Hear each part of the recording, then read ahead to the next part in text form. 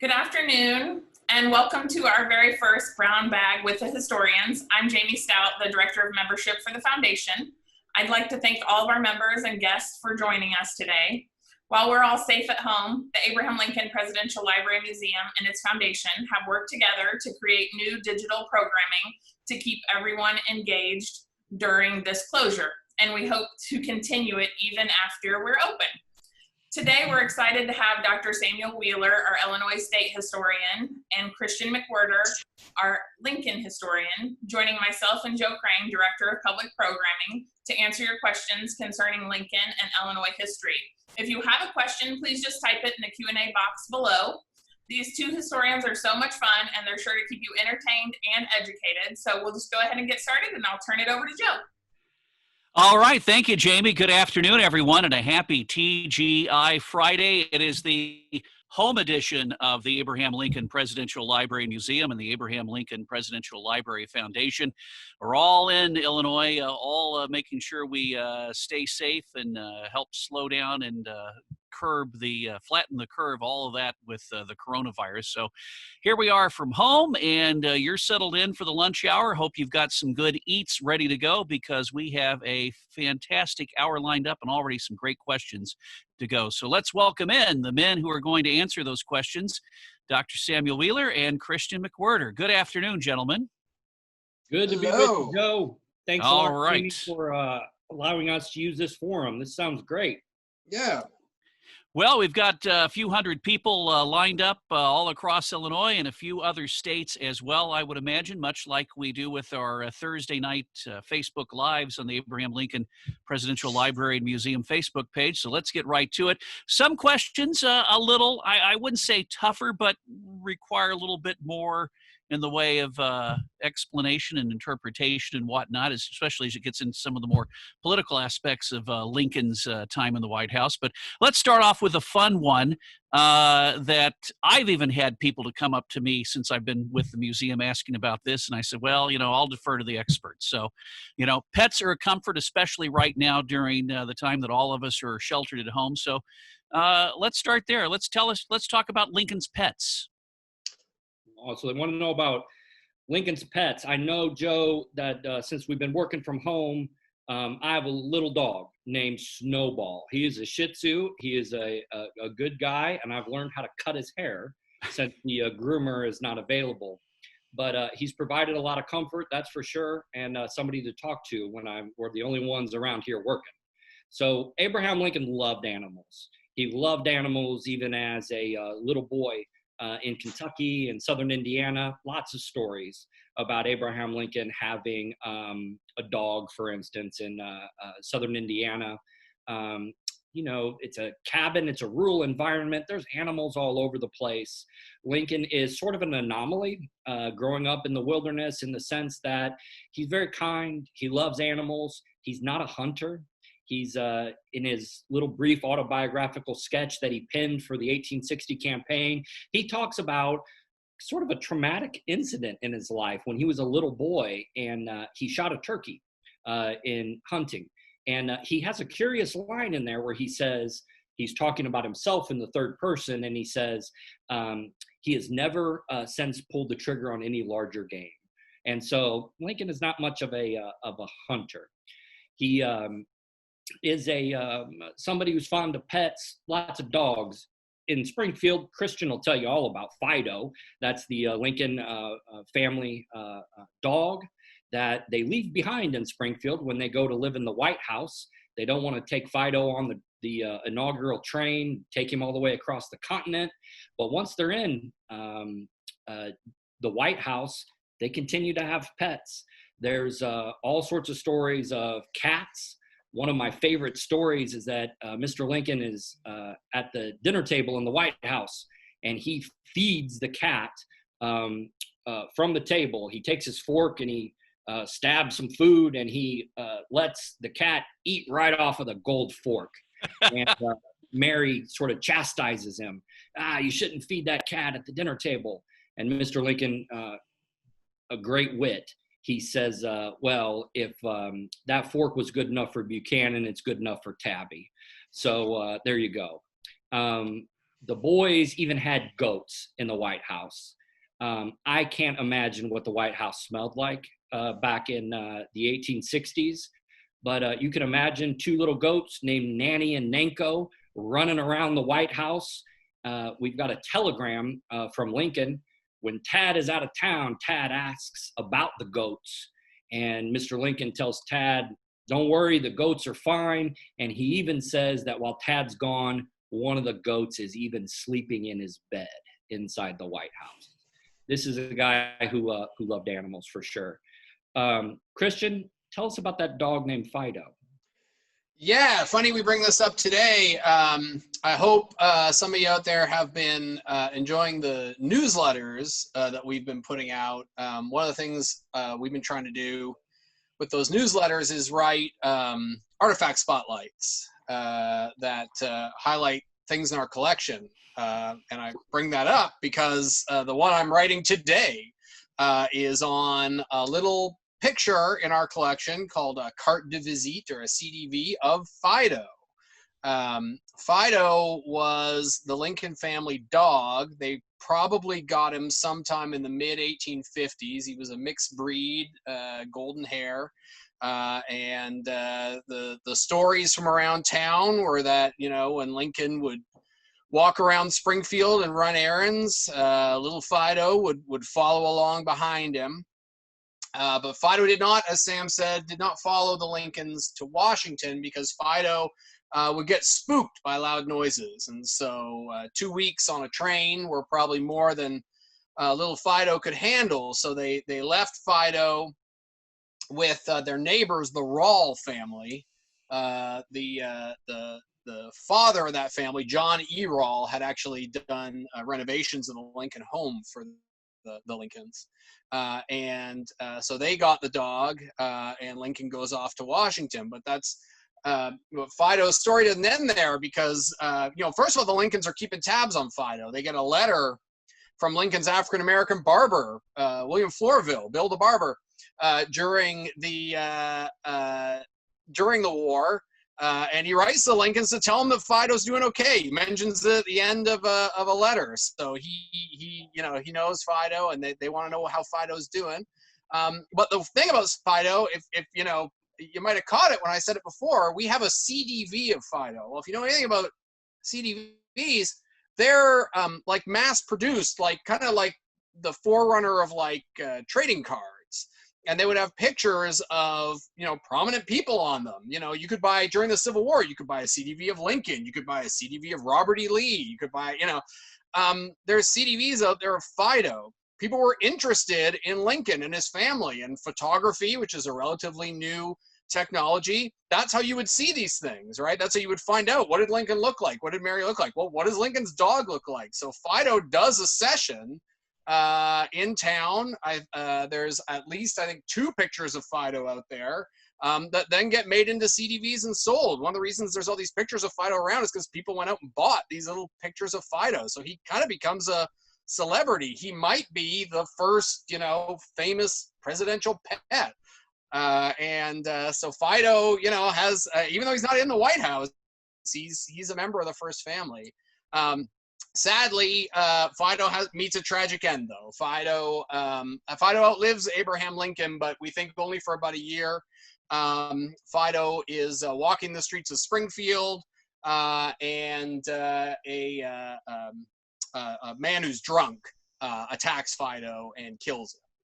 So unfortunately, Fido meets a bit of a tragic end. Sam left me all the tragic stories. The other tragic pet story is the Lincolns, when they get to Washington, they buy ponies for Tad and Willie. We had them around. There's a picture of Tad on one of the ponies. These were all ways that they would, they kind of reputation for maybe spoiling their kids a little bit in DC. Buying them ponies definitely, would have contributed to that. And they keep them in the stable in the White House grounds. Unfortunately, during the war, that stable catches fire. So both of those ponies, unfortunately, pass away in that fire. But Tad, at that point, Willie has also passed away. At that point, Tad, though, he does get a new pony. And we actually have a letter in our collection. It's on display right now. From Tad, although he got someone else to write it for him, he couldn't write yet, saying, I have found a new pony that suits me. And so Tad got himself a new pony that he would ride around. We also in our collection have a ring made out of what we think is pony hair too, that apparently what the kids gave to I want to say it's fiance of one of the bodyguards at the White House from the hair from those pets too. So like Sam said, a lot of love of animals in that family from the kids. But also some tragedy too. And so much tragedy in that family. I know, even their pets, right? I mean, it's nothing about the Lincoln story doesn't have some tragedy in there somewhere. Yeah, and a couple of quick follow-ups on Fido. One person asked me this a while back, and I said I didn't know the answer, and I asked you the other day. And Fido's burial spot, do we know that in Springfield, or speculated, or just don't know? I don't think we know, Joe. Sam's been living here longer than I have, so maybe he's got some insight. But I mean, back then, a burial spot for a pet, especially, would not have been something people would have kept track of. And I don't think. Yeah, Christian's right. I have been living here longer than he has, but it's been a while since I can remember 1860s Springfield, right? And so you were just a kid. I was just a kid, Joe. Yeah. And so I would bet you that maybe the Rawls buried Fido perhaps on their property. Mm-hmm. That'd be my guess. Now, but it's just the name Fido, of course, down through the years has been a popular name for people to name their pets. Was Fido already a popular name for dogs at the time that the Lincolns were in Springfield, or did the name become popular because of Lincoln? And you talked about the CDV, the popularity of the dog itself. I think it was already a popular name, although I'm sure it certainly couldn't have helped or couldn't have hurt that name to have the president have a dog named Fido. I remember once upon a time, I looked up like the history of the name Fido to try to figure this out, and I can't remember where it comes from. But it fidelity, right? Fidelity. Huh? It means fidelity. Yeah, loyalty. It's right. Yeah, like loyal dog. Good description for man's best friend. Absolutely. Right. Well, let's stay, since we've been talking about Fido, and Fido, of course, spent all of his time in Springfield. One of the folks wants to know about all the locations that the Lincolns lived here in the capital city, excluding, of course, the Lincoln home that is obviously well documented and part of the National Park Service. So would that include boarding houses, temporary housing? What do we know about the Lincolns' time in Springfield from a living standpoint prior to buying the home? Yeah, so Lincoln came to Springfield as a person of really modest means. We know the day that he moved to Springfield because he lists that in that brief autobiography that he wrote for the 1860 campaign. He says that on April 15th, 1837, he moved to Springfield, and he came from New Salem to Springfield. He's already a state legislator, and he is going to enter into a law partnership with John Todd Stewart and try his hand at the law. Yet he was still a person of very meager financial means, and his best friend of the probably the 1830s, 1840s period, Joshua Speed, leaves behind a recollection that he says when Lincoln first came into town, he stopped at his store. And he was looking to purchase some materials to outfit a room. Speed asks, this fellow, where are you going to stay? Lincoln says, I don't really know. He talks about his meager circumstances. And Speed says, well, you are welcome to stay in the room that I have upstairs. And so Lincoln does stay with Speed for some amount of time as an early resident of Springfield. If folks who are from Springfield sort of picture downtown Springfield where the Myers building is, that's always my understanding where Speed's store was. So Mr. Lincoln, as a young guy, state legislator, lawyer, he's staying in that location. He also has a friend in town named William Butler. William Butler goes on to become at the time Lincoln moves here, is the Sangamon County Circuit Clerk. And he really takes Lincoln under his wing, and he leaves behind recollections that he says for a number of years when Lincoln first moved to town, before he was married, he stayed at Butler's house with his family, became a member of the family.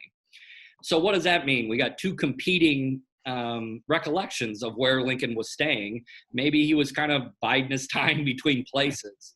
Butler sort of represents a much more domestic scene. He's married, he has children. That's where Lincoln is probably taking his meals. That's certainly where he gets his laundry done, Butler tells us. And Lincoln spent a lot of time at Butler's house. There's no doubt about it. He has some sort of a relationship, falls in love with Butler's sister-in-law, Sarah Rickard. And by some accounts, flirted with the idea of maybe proposing marriage to her. But at any rate, we know that he stayed with Butler for some amount of time. And I think at the time, Butler was living maybe 3rd and Madison in downtown Springfield, if you can imagine it. That is the location where Lincoln gets ready for his wedding. While he's getting ready, Butler's young son comes in, and Butler's young son, he names Speed. His name is Speed Butler, named after Joshua Speed. Butler is sort of in that social circle. Young Speed Butler asks Mr. Lincoln, "Where are you going all dressed up?" And that's when Mr. Lincoln famously says to him, "To hell, I suppose." Heading to his wedding, right? So I think he was just trying to make a joke. And after the wedding, the Lincolns stay at the Globe Tavern. That's a boarding house on Adams Street. That is where their firstborn, Robert, was born. And shortly after that, they rented a house, a little bitty house on 4th Street. And that is where we think Mary's dad, Robert Smith Todd, came up from Kentucky and visited the new couple and got to meet his namesake, his grandson. And then they stayed in that rental house for about a year. It became a hotel, sleep where Lincoln slept, right, on this location. Today it's a parking lot, but there's a plaque there commemorating that spot.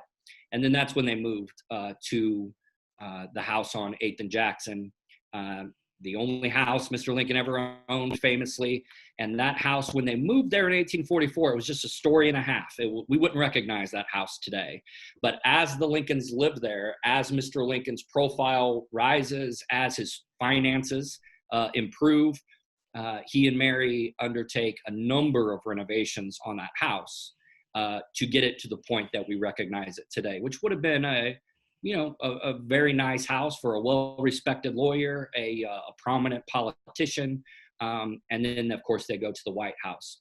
There's one other little stop in the middle of there, and that is when Mr. Lincoln goes to Congress.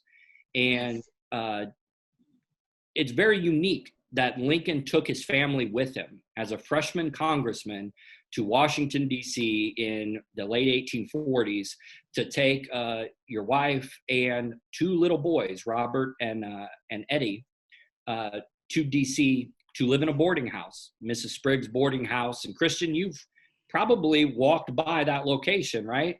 That's the location of the Library of Congress, the Jefferson Building in particular. Mm-hmm. And Mr. Lincoln, that's where he stayed during his congressional term. And of course, during Congress and when they left Springfield for the presidency, they rented out the Lincoln home. After the assassination, the home stayed in the family. And Robert, like so many of us, we can relate to this. He didn't want to sell the home because it meant so much, right? But yet he didn't want to live in it. He lived in Chicago, and so he became a landlord. He rented it out for a time, and that's a dicey prospect for a lot of us. Lots of repairs, lots of issues come up with that. He eventually gave it to the state of Illinois, and then during the Nixon administration, it becomes a NPS site to the national government.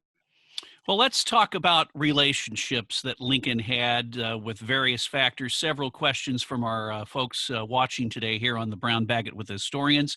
Let's start at the top of the ticket for President Lincoln. The commenter says, with Mike Pence taking an important role as leader of President Trump's coronavirus task force and so much speculation swirling about Joe Biden's VP pick, what was Lincoln's relationship with Andrew Johnson? I'll take that one. Before I answer that, though, I want to draw out one theme from something Sam said. He touched on it, but I want to draw it out a little more with the places Lincoln lived. The Lincoln story, in a lot of ways, is told by the places he lived. Lincoln, one of the most remarkable and inspiring things about Lincoln is the way he was able to come up through society and Lincoln's rise, right? We talk about the idea of a self-made man, and Lincoln in a lot of ways was the real deal. And when you think about him growing up in that cabin, where they're all cramped in together in Kentucky and Indiana, you think about Lincoln boarding with people in New Salem. He's sharing a bed with Speed in Springfield. He and Mary are in this one little room at the Globe Tavern. And then he ends up in today what would be a kind of nicely appointed middle-class home.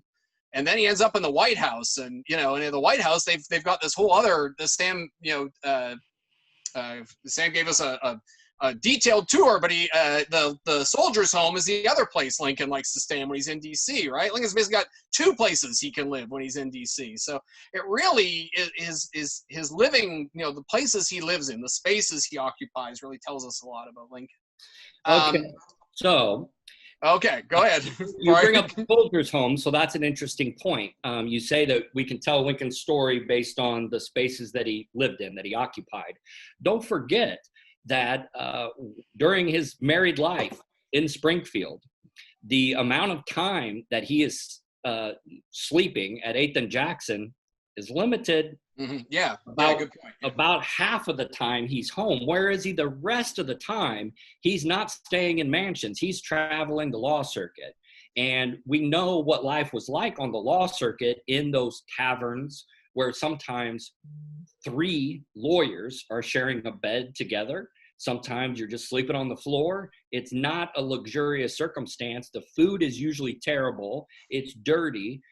We've all done enough traveling to know just how much travel grinds you down after a while. He would be out on the circuit, away from home, doing this kind of travel for 3 months out of the year, twice a year. The other lawyers all commented on just what a rough existence that is. And by the end of Mr. Lincoln's time in Central Illinois, he's like the last guy who is traveling that entire circuit. And he's not going home on the weekends via the train like a lot of the other lawyers are doing. Lincoln's fortunes are rising along the way by his permanent residence, but don't get the idea that Lincoln goes from, at least where he lays his head, from, the barn loft to a great, mansion, and it's a linear experience because, oh, buddy, for those 25 years he's traveling the circuit, I wouldn't like to feel the mice nibbling at my toes while I'm sleeping. He didn't have the free breakfast in the morning and the nice hot comfy bed at night. It probably wasn't a free breakfast, Joe, but at any rate you wouldn't want to eat it. I bet you anything. So anyway, Chris, I'm sorry to cut you off, but you just made me want to just sing. No.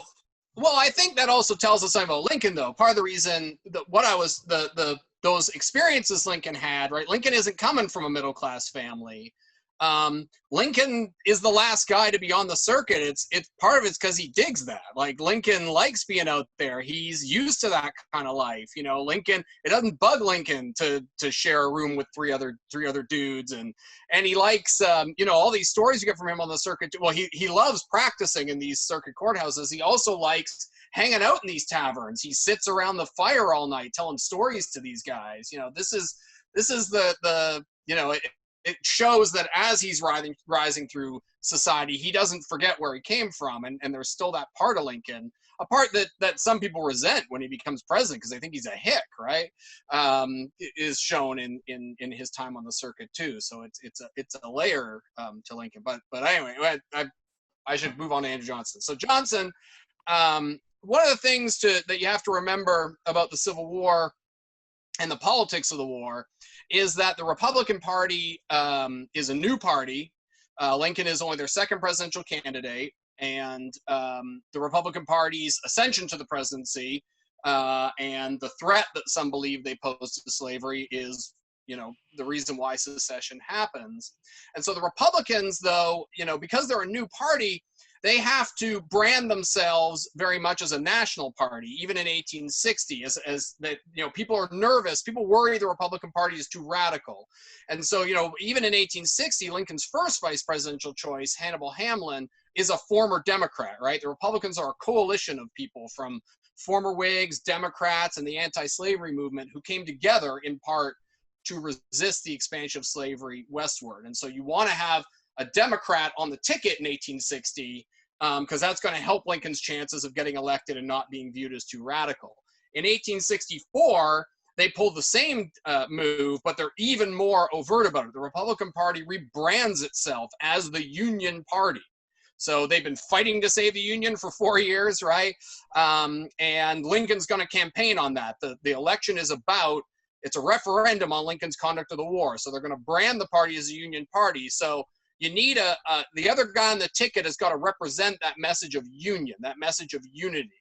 And so they picked this guy, Andrew Johnson. So why does Andrew Johnson fit that? Well, one, he's a former Democrat like Hamlin. But even more, the thing about Johnson is when secession breaks out, the senators from southern states all leave Congress and go and become Confederates instead because they don't consider themselves part of the United States anymore. Johnson stays behind. He stays in the Senate. He's the one loyal senator. And so he gets rewarded for that. He ends up being military governor of Tennessee. And he, in part, presides over the Union's efforts to as they would say, liberate that state from the Confederacy. And by 1864, a large portion of Tennessee is back in Union hands.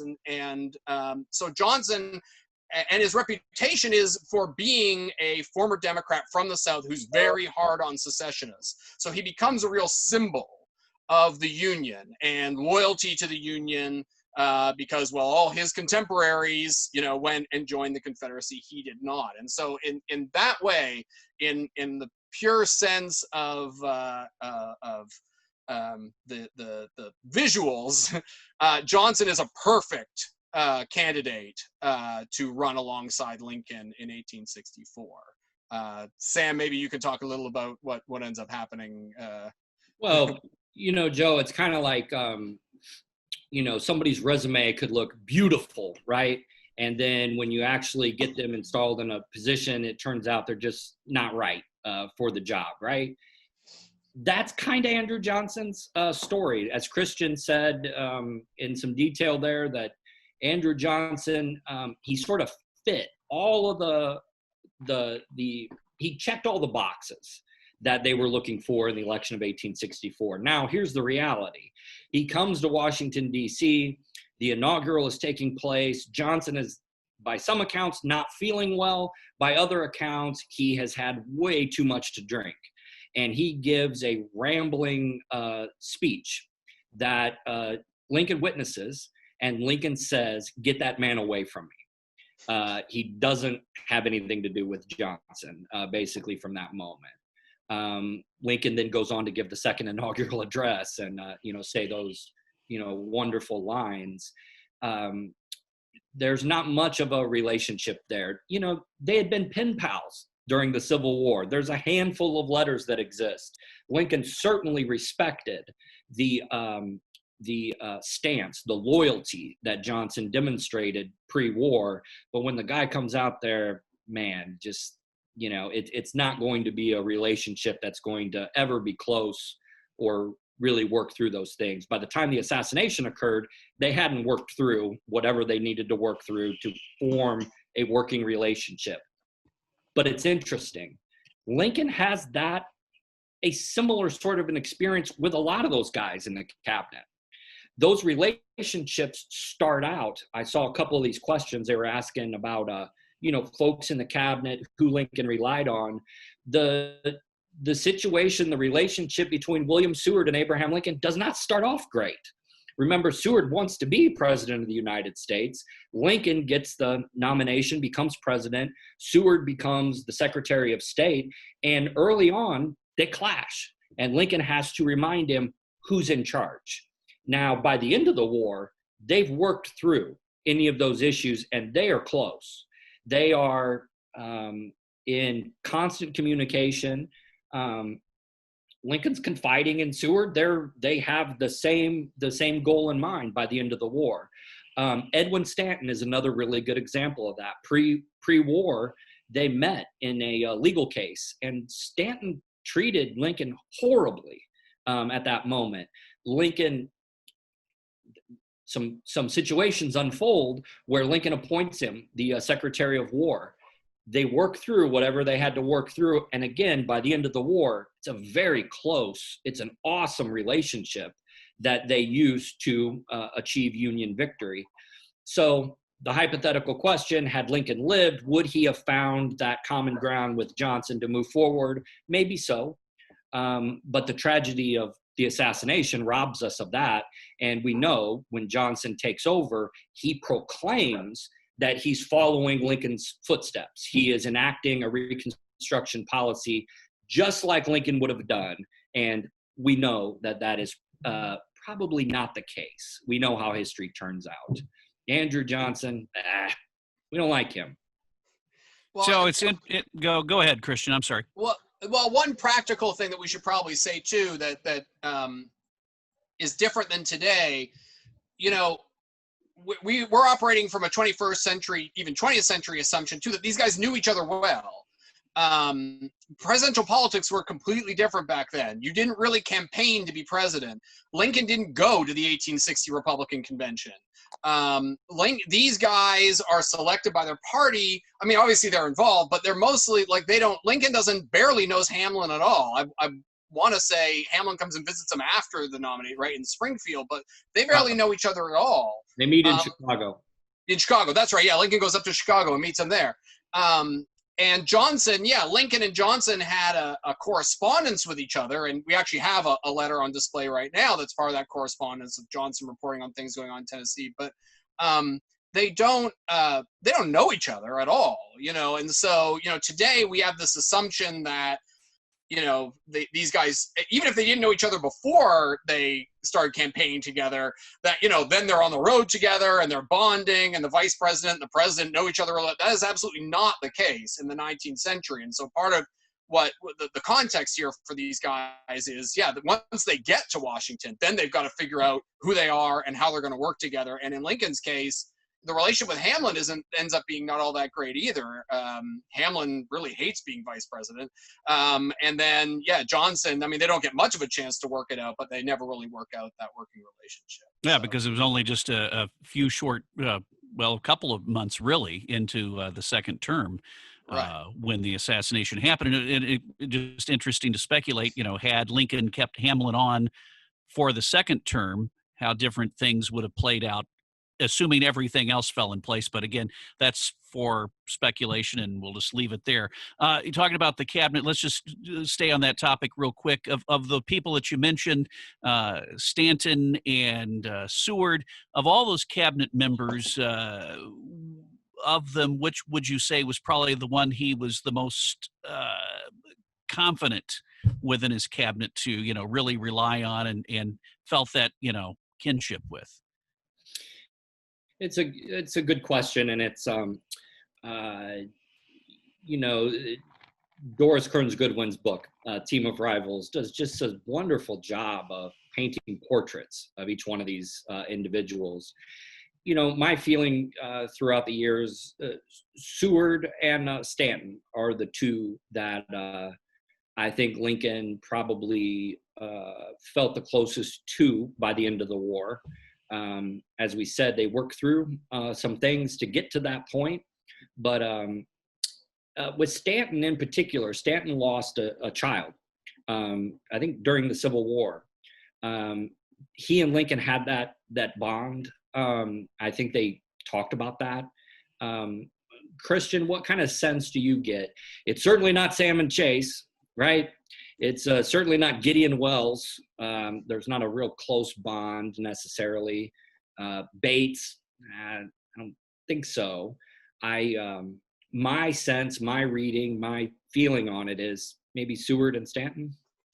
I think I agree with that. And what's interesting about Seward and Stanton, as you touched on earlier, is these guys were not big fans of Abraham Lincoln's before the Civil War. This is a lot of what again, Sam mentioned, Team of Rivals, what it gets across. So Seward thought he was going to get the nomination. So he sees Lincoln as a chief political rival. Stanton, the first time he meets Lincoln, is completely unimpressed by him. And Lincoln is able to win both these guys over pretty substantially. And so Seward becomes a trusted ally and a really, this is a guy who thought he should have had Lincoln's job. And by the even a year into the war, at first they do have a rocky relationship. Seward, so Seward's Secretary of State, so he's making some moves, some foreign policy moves that are definitely not part of Lincoln's plan. He's going for some real Hail Marys, like, what if we all go to war with England? Then maybe the Confederacy will rejoin us. Seward is definitely thinking outside of the box and not the way Lincoln's thinking. But they really end up working really well together by the end of the war. And with Stanton, especially given how much he didn't like Lincoln, when Lincoln gets assassinated, Stanton basically becomes a zealot to try to capture Booth, to get the conspirators, and to make sure that to make sure that this conspiracy gets rooted out. I mean, in some ways, maybe even a little goes too far. I mean, Stanton is just phenomenally loyal, and makes it his mission to solve the problem of Lincoln's assassination. That these two guys, only 4 or 5 years earlier didn't think much of Lincoln at all. It's really remarkable. It shows what a great leader, I guess, he was, and how good he was at building loyalty. I mentioned earlier those nights around the fire when he's going around on the circuit too. Like, that's the story. One of Lincoln's stories that doesn't get told enough is how good Lincoln was at building alliances with people, at building loyalty. That's part of the reason Lincoln ends up becoming the 1860 Republican presidential nominee, is because Lincoln has a vast network of guys who are extremely loyal to him. We thank you here for joining us in our Brown Bagot with the Historians, the Abraham Lincoln Presidential Library and Museum Home Edition. Thanks to the folks from the Abraham Lincoln Presidential Library Foundation for putting this together. I'm Joe Crane, Sam Wheeler, Christian McWhirter with us. We've talked about Lincoln's relationship with his vice president, our vice presidents, as the case would be, his relationship with his cabinet. Obviously, the media back in the 1850s, 1860s, a different type of media than what we see today. Obviously, you didn't have the electronic component. You didn't have the 24-hour news cycles. News traveled at a slower pace. So what was Lincoln's relationship with the press back then? Well, Lincoln understands the power of the press. There's no doubt about it. From his earliest moments in adulthood, he understands how important the newspaper is. That carries all the news. He does what he can, even in southern Indiana, to grab a hold of a newspaper so he can figure out what's going on in the world. As a guy in New Salem, he becomes the postmaster, so he has access to all these different newspapers. He can read them before he delivers them to you. That's a pretty good deal. And in Springfield, even before Springfield, frankly, he's reading the partisan press, and he's planting articles in the partisan press because he knows how important that is to shape public opinion. As president, he keeps that same philosophy. The folks that are tuned in to us today, you guys are sophisticated folks. You've probably all been through the Abraham Lincoln Presidential Library and Museum. You've been through the Whispering Gallery. You've seen how vicious the press was to Abraham Lincoln, both overseas as well as in the United States, not just in the South, but also the Democrat press throughout the North were vicious to Lincoln. Lincoln had a good way of ignoring what he could of that negative criticism, but he was also a master at crafting the public letter. He does a great job responding to individuals like Horace Greeley, explaining why he went to the length of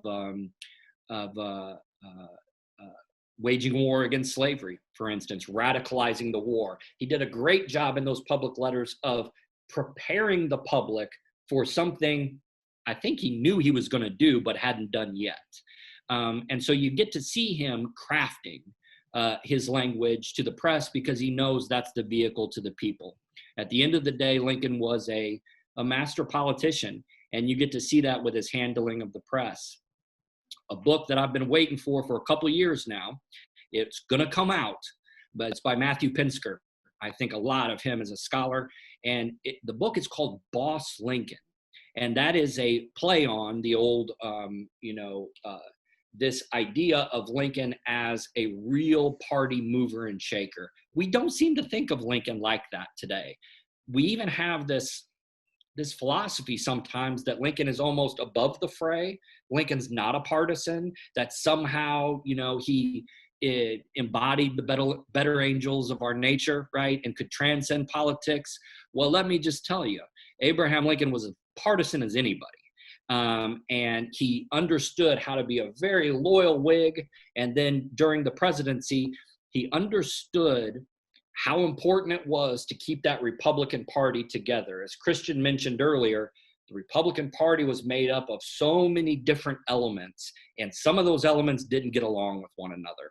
The press is one of those avenues that were open to a politician, including the President of the United States, who could use that tool to shape public opinion. That's my take on it. Yeah, all I would add to that is a little context. I gave you that context on how presidential politics works. That here's another thing that people tend to not understand about the 19th century is any idea you have of objectivity in the press. The idea with us, I mean, we know we have partisan press today as well, but at least there's always this understanding, though, that even a partisan press is they're just presenting what they think is objective, right? That whole idea of objective media, there's no such thing in the 1860s, really the whole 19th century. In the 19th century, it is 100% expected that the media you consume, that the newspapers you read are going to be biased in favor of one party or the other. Most communities have at least two papers, and they will be the Democrat paper and the Whig or later Republican paper. And if you're a Whig, you read the Whig paper. And if you're a Democrat, you read the Democrat paper. And that was expected. That was in no way resented. That was the way it was supposed to be. And it had been that way since the country's founding. One of the reasons George Washington doesn't go for a third term is because he's tired of reading newspaper articles attacking his presidency from the opposition. It has been with us from the very beginning, and Lincoln understands that. And so when we take people, I say this a lot when I take people through the museum, because they see those political cartoons and they say, like, how could Lincoln, of all people, have received this kind of press? Well, it would just have been expected that he would have received that kind of press. These guys did not pull their punches at all. And so Lincoln understood that. But as president, you do need to, especially during a civil war, you do need to get buy-in from your political opponents, at least as much as you can. So Lincoln does his best using, like Sam said, public letters or speeches that he's making sure are published and various means to win over not only people in his own party who are from a coalition that might be particularly annoyed with him, like, say, the abolitionists, who think he's not moving fast enough on emancipation. He's also trying to work with Democrats. He's giving top military positions to Democrats. That's one of the reasons George McClellan ends up being his choice to lead the Union Army, because McClellan's a Democrat. So he's this rising star and he's a Democrat. Just like we said with Johnson, on paper, that looks really good. So let's put him in charge and see what happens, right? So Lincoln is very aware of the way the press works. He's a master at manipulating it. But he's working in a very different context with the press than we do today. A great question, kind of extending on the aspect of you talk about different things that Lincoln had to deal with, decisions he had to make, very crucial to his success in trying to get the Union to stay together and win the war.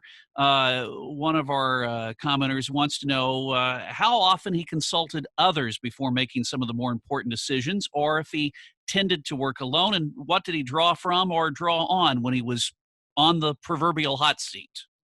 Well, in my opinion, I think this is a good segue. We're talking about the press and how important shaping popular opinion is for a president.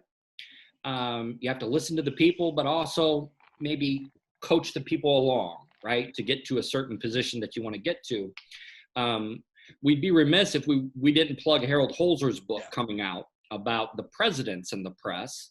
And Harold is a preeminent Lincoln scholar. I think the world of him.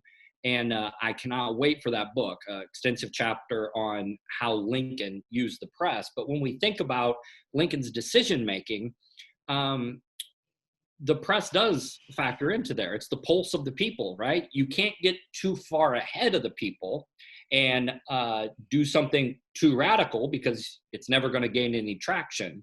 Yet, if the people aren't caught up to you yet in that policy decision, AKA emancipation, there's things you can do within the press, for instance, to try to nudge public opinion forward. In terms of Lincoln's decision-making process, he has frequent cabinet meetings, yes. He does listen to everybody's opposing viewpoints. Team of Rivals, another plug for Doris, a great book that shows that decision-making process is not a, hey guys, what should I do? And then he gets total buy-in from everybody in the room. No, he gets the spectrum of public opinion from these members in his cabinet because they make up all those different constituencies across the country that don't see eye to eye on a lot of this stuff. So that's a long way of saying Lincoln is going to listen to those opposing viewpoints because that's the pulse of the people. At the end of the day, Lincoln's going to make the decision that Lincoln's going to make. A great example of this is he holds a cabinet meeting and he reads to the cabinet the preliminary Emancipation Proclamation. And he tells them at the beginning, I'm not looking for your advice on whether I should do it or not do it. I'm going to do it. He reads this to them, and the advice he gets back, first off, these guys are shocked that he has gone this far at this moment. But the advice that he gets back from his cabinet is don't issue it right now. We get that you're going to issue it, but why don't you wait for a major victory? Issue it on the heels of success, not as a desperation move, right? Lincoln likes that suggestion, and so he adopts it. That's my take on Lincoln. I want to hear your opinion, but that's not necessarily going to mean that I'm going to take it all the time. What do you think about that, Christian? It's an interpretive point. Yeah, I think it's pretty close. I'll also mention before I start that Sam mentioned Harold Holzer. Harold Holzer already has a whole book out on Lincoln in the press, by the way, too, which is a great book. I use it all the time at work. So if you're interested in Lincoln in the press, that's the first place I would go. In terms of Lincoln and consulting with people, I would, Sam mostly talked about politics. Of course, Lincoln is also the commander-in-chief during the largest war ever fought in North America. And Lincoln, I mentioned this, I think, in one of our Facebook Lives, how Lincoln has to grow into the position of commander-in-chief. And what you really see with Lincoln on military affairs is he deals with each of his guys in a different way. There is no playbook Lincoln has for here's how I deal with my people. He's a little more deferential early in the war. Winfield Scott basically gets to set the entire war policy with his Anaconda Plan, which Lincoln mostly listens to. When McClellan comes in, Lincoln is deferring to him, but over time, Lincoln is asserting more and more of his own opinions. The thing Lincoln just can't understand about the war, at least in the East, is why aren't we just pushing towards Richmond as hard as we can? We got more men, we have more technology, we should be able to do this. And he gets frustrated with McClellan that he thinks McClellan won't do that fast enough. He tries, he takes a lot of advice from his generals. They give him input, but he starts to figure out which ones he trusts more. And there's, part of the reason he and Grant get along so well is because Lincoln comes to trust Grant's opinion on military matters. He still puts pressure on Grant every once in a while to say, I'd really, want this to happen. Grant, he has to bring Grant along like he does a lot of the generals on emancipation. But Grant, Grant really buys into Lincoln and Lincoln buys into Grant. And that's one of the most mutually beneficial relationships of the war. And then he just trusts, once he makes Grant the head of all Union forces, he mostly trusts Grant to manage the war on his own. There's that famous painting of Lincoln consulting with his generals near the end of the war. And I think that's Lincoln is pondering what they're saying, but it looks like he's also about to offer an opinion. And I think that really captures what it was like for Lincoln and what kind of a leader he was. He was knowledgeable. He did his best to bone up on whatever subject he was dealing with, whether it's emancipation or the war or whatever else. But at the end of the day, though, Lincoln could also just say, here's what's going to happen because I'm in charge. Well, let's look toward what could have been. An interesting question posed. Of course, a lot of folks talk about the what ifs had Lincoln been able to finish his second term in the White House and Reconstruction and all of that. But what about any indications of Lincoln's aspirations or what he wanted to do after his time in the White House? Because I would assume he would follow tradition and only serve 2 terms. Yeah, I think, on the day of the assassination, he's riding around in the carriage with Mary, and they're dreaming about the day that they are out of the White House. The war's wrapping up. Lincoln is only a couple months into his second term, and he's already dreaming out loud about what life is going to look like for us when we're out of the White House. We've been through hell over these last 4 years is the nature of the conversation. Lincoln talks about wanting to travel. He wants to go see the Holy Land. He says he wants to see the gold fields in California. There's some talk out there that maybe eventually the Lincolns would settle in Chicago. Can you imagine the law firm of Lincoln and whoever else in Chicago? I think business would be pretty darn good for the great emancipator post presidency. That also dovetails into a really interesting point Christian brought up earlier, that you can sort of tell a lot about Lincoln by the various places that he lived. Picture this about Abraham Lincoln. He's born, in rural Kentucky. He grows up to adolescence in southern Indiana. But we can point every move Abraham Lincoln makes in his life, he moves to a larger and larger community. From New Salem to Springfield to Washington to ultimately Chicago. And I think that's maybe where Lincoln would have ended up. I know William Herndon tells us that they talked before the presidency, before he left, and he said, keep the shingle up. When I come back, when all this is over, if I live, we can just go on practicing law like nothing ever happened. He probably told Lincoln or Herndon something like that. I'm a little bit doubtful if that would have ever happened. So I think he was looking forward to life after the White House and doing some traveling. That also reveals, a little insight into Mary Lincoln's widowhood. She spends a lot of time traveling. And one of the things that I've always thought, her trip to Europe, her trip around, in part, maybe she's doing that for her husband too.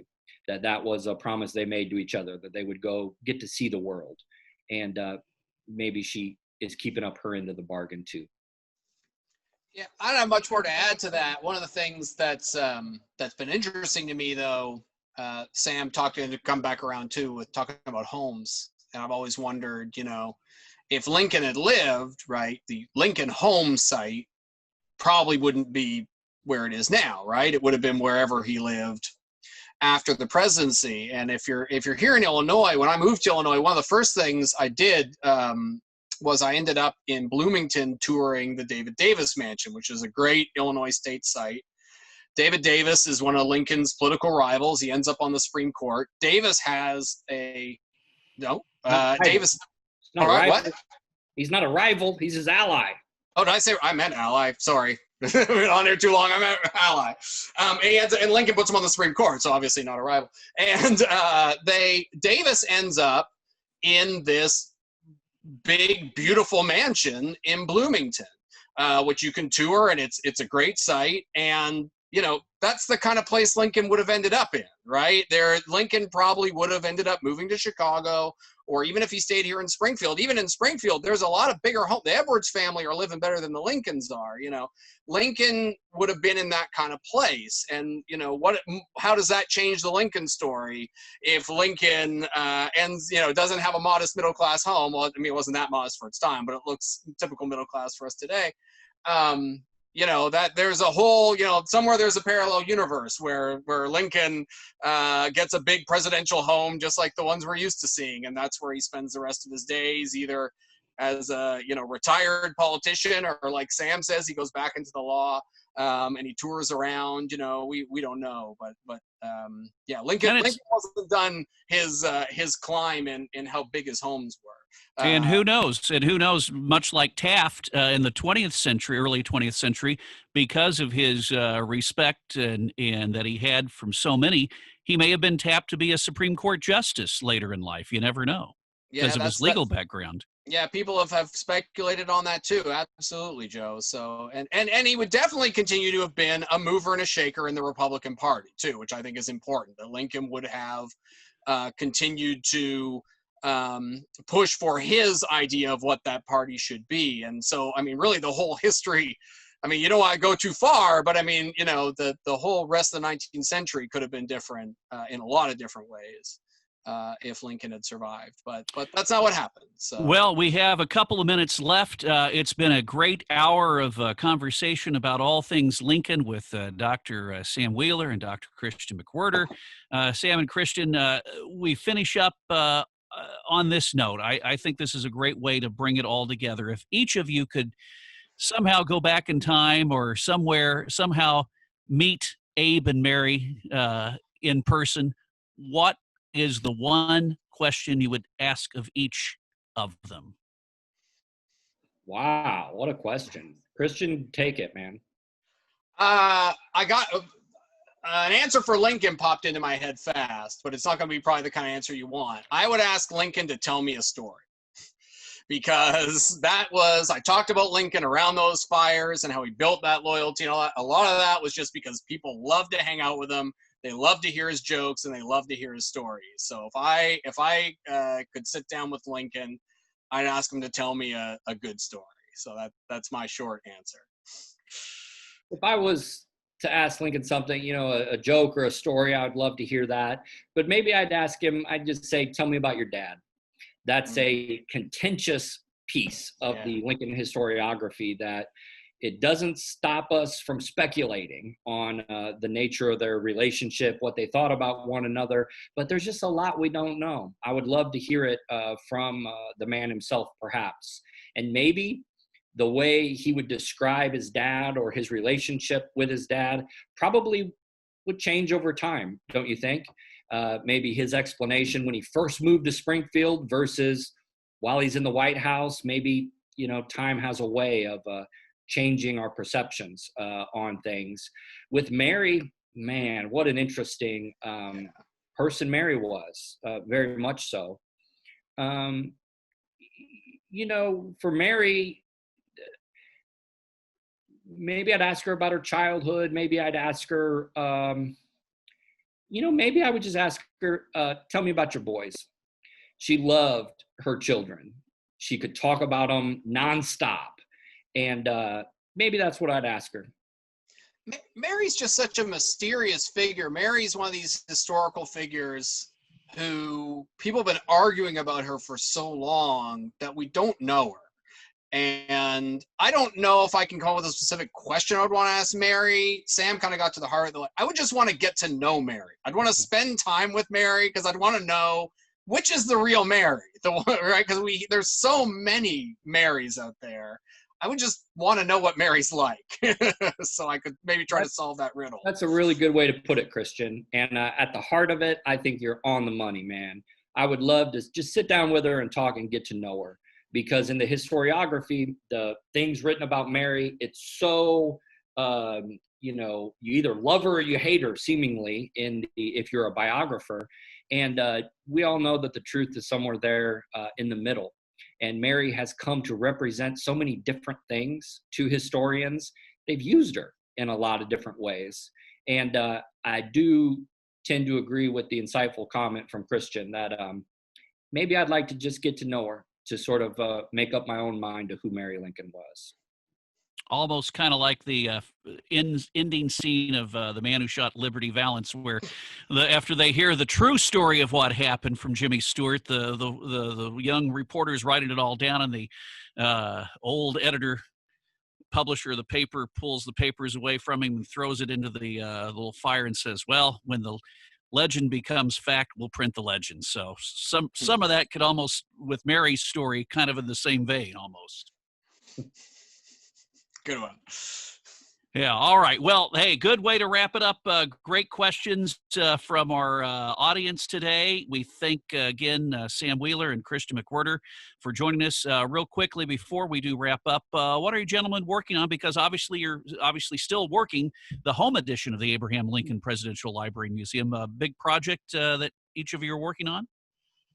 Yeah, the work never stops. Historians, we had a meeting earlier today, Joe, before we got on here, talking with the oral history department, the papers of Abraham Lincoln, Illinois history initiatives, as well as change outs in our museum. But, one of the things that I'm proud of that the historians have really stepped up to the plate during this time, we've written a lot of content. We've produced a lot of content in our weekly e-newsletter that folks can sign up for just by going to the website. It's got a lot of little history articles in there, little dives into stories that they usually come up because people have a question.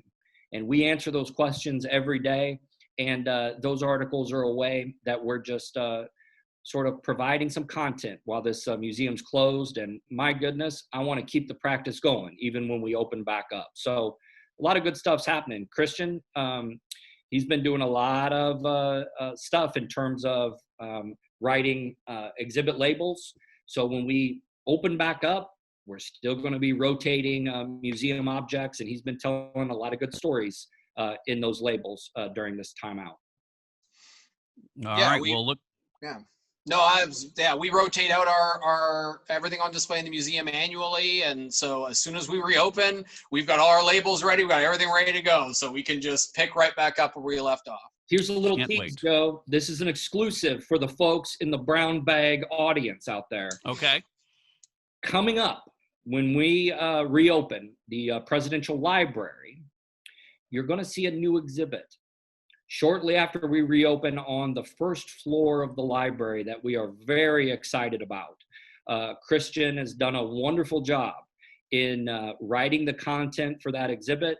There's going to be some great things that you're going to see, and it has to do with the letters and documents that the Lincolns left behind that are in our archive, and the way we can use those pieces to tell their story in a unique visual way. That's a sneak peek. I know people are chomping at the bit to get back.